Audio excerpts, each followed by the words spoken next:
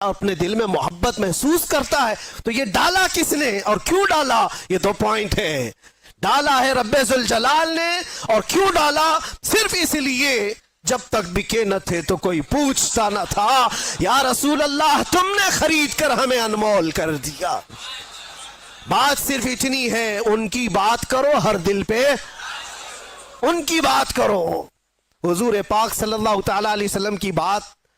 آج میں ایک بات یہ بھی بتاؤں، عجیب بات ہے کہ میں آپ کو ایک تفریح قلب کے لیے بتا رہا ہوں.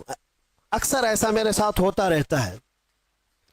میں ٹیکسی میں بیٹھا ہوا تھا، مکہ مکرمہ کی بات ہے، باہر کہیں جا رہے تھے.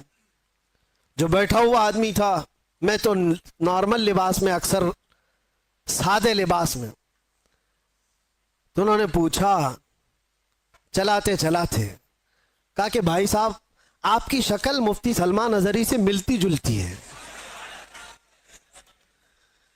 میں نے کہا کون ہے وہ؟ انہوں نے کہا نہیں جانتے ہو آپ؟ آپ کہاں سے ہو؟ ہندوستان سے ہو؟ نہیں جانتے ہو آپ؟ میں نے کہا نہیں، بتاؤ تو کون ہے. پھر وہ بتانے لگا، ایسے ہیں ویسے ہیں، بڑے ہیں، عالم ہیں، وہ ہیں، تعریف. میں نے کہا بھائی وہ تو بھڑکاؤ مولانا تو نہیں آپ بول رہے ہو؟ ان کی بات کر رہے ہو؟ وہ غصے میں آ گیا، تل ملایا، کہا توبہ کرو نہیں تو ٹیکسی سے اتر جاؤ. میں نے کہا بات کیا ہے؟ کہا کہ کیوں ایک عالم کی تم توہین کرتے ہو؟ آپ کیوں ایسا بولتے ہو ان کو؟ میں نے کہا وہی نا جو جیل گئے تھے ابھی. انہوں نے کہا ہاں گئے تو تھے. تو کہا پھر اسی لیے میں ڈرتا ہوں ایسے مولانا لوگوں سے. میں نے کہا میں ڈرتا ہوں ایسے لوگوں سے. تو بیچارہ ٹیکسی سائیڈ میں لگا دیا اور کہا تم اتر جاؤ بھائی. میں ایسے آدمی کو نہیں بٹھاتا، میں نہیں بٹھاتا، آپ ادھر جاؤ، آپ توہین کرتے ہو علماء کی.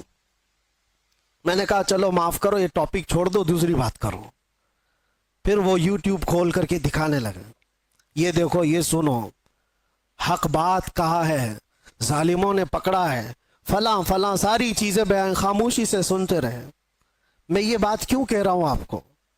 کوئی لطیفہ نہیں ہے، مجھے ریئلائز ہوا، احساس ہوا. بعد میں اترنے سے پہلے اس نے کہا کہ بھائی ایک بات میں آپ کو بتاتا ہوں، یہ مولانا کی تقریر میں سنتا ہوں، میں ہوں اہل حدیث جماعت سے، لیکن یہ مولانا بریلوی مکتب فکر سے ہے، لیکن بات کرتا ہے محمد رسول اللہ کی.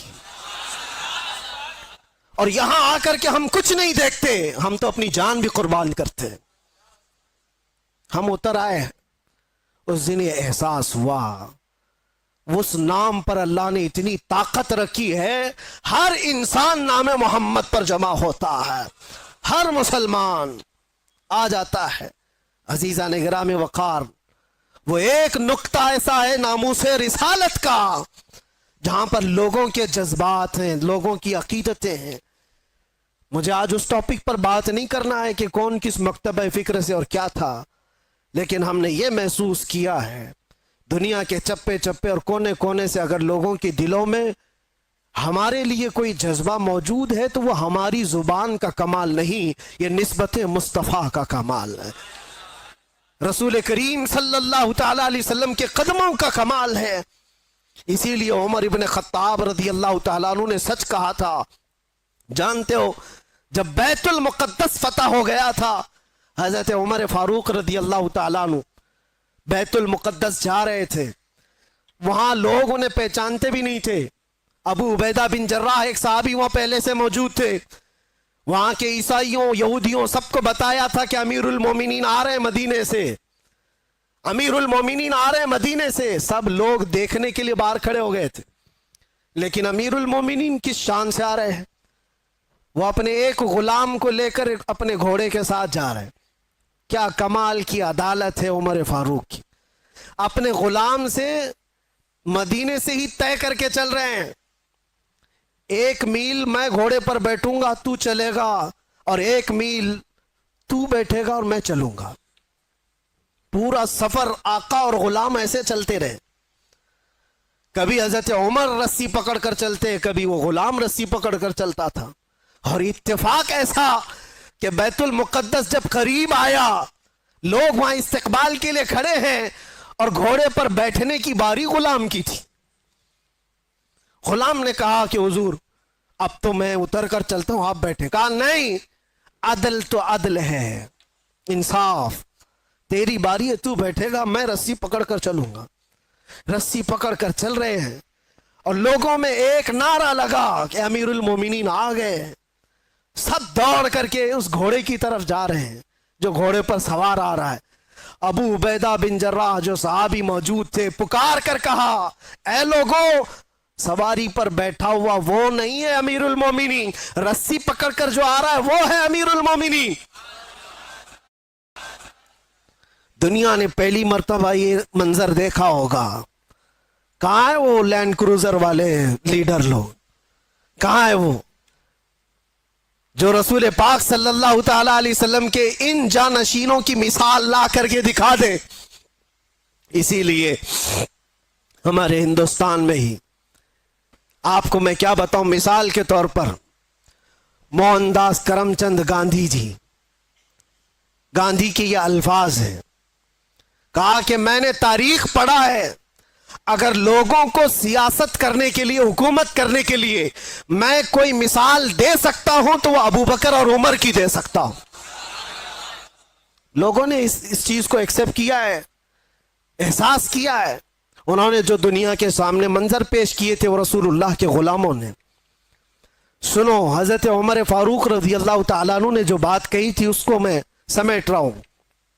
لوگ جب آپ کو پکار کر امیر المومنین کہتے ہوئے قریب آئے تو آپ رو پڑے.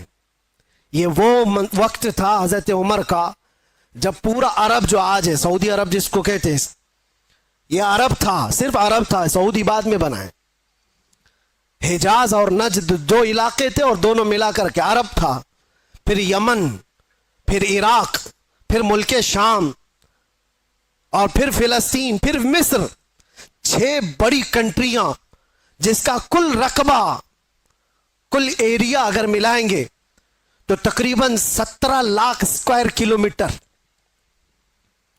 اور بعض میں ہے کہ 36 لاکھ اسکوائر کلومیٹر. حضرت عمر فاروق رضی اللہ تعالیٰ عنہ کا دور خلافت اتنا پھیلا ہوا تھا، اتنا پھیلا ہوا تھا، اتنی دور تک اسلام کا پرچم لہرا رہا تھا. اس وقت جب حضرت عمر فاروق بیت المقدس کے قریب آئے اور لوگوں نے آپ کو سراہنا شروع کیا امیر المومنین کہہ کر، آپ رو پڑے. اور اس کے بعد ایک تاریخی جملہ انہوں نے کہا تھا جو ہم سب کا بھی ہونا چاہیے، ہم سب کے لیے. آج میرا ٹاپک یہی ہے. حضرت عمر کھڑے ہو کر کے کہتے ہیں لوگوں سے، اے لوگوں سنو، آج تم میرے نام کے نعرے لگا رہے ہو، میں اپنی حیثیت بتاتا ہوں، میری حقیقت بتاتا ہوں.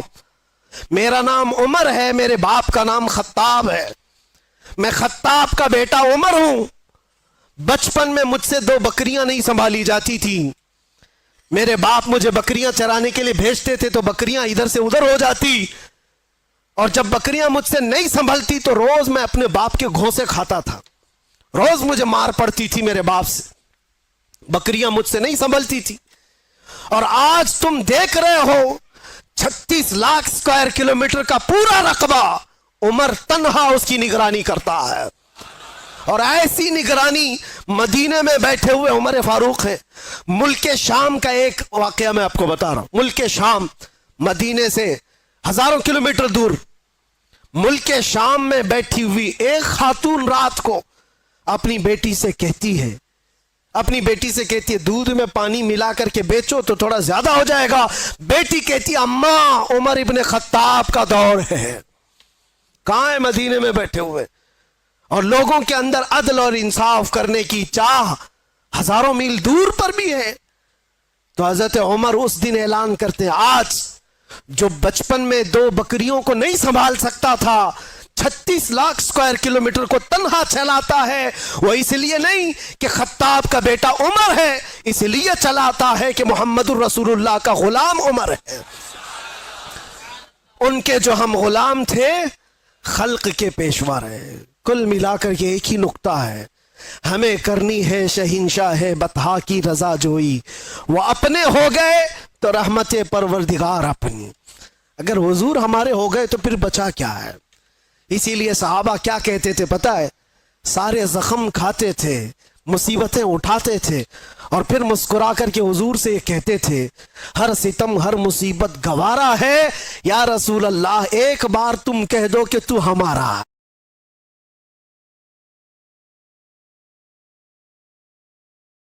ہے۔ یا رسول اللہ ایک بار تم کہہ دو کہ تو ہمارا ہے، تجھ سے تجھی کو مانگ کر مانگ لی ساری کائنات۔